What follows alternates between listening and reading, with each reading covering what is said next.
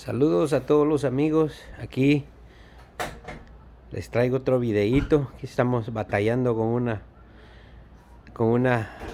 una troca que yo le cambié la bomba de la gasolina. Cambié la bomba de la gasolina y ya después ya no me quedó bien.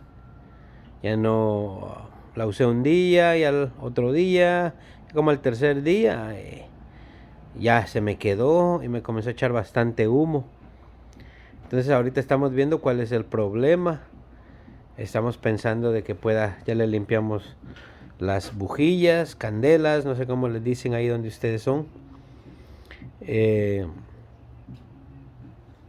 Y bueno, puede ser el MAF sensor. Pero pues ahorita estamos viendo, puede ser un fusible y todo. Entonces ahí les voy a poner estos videos para si alguno de ustedes llega algún día a tener el mismo problema, usted pueda arreglar su carro.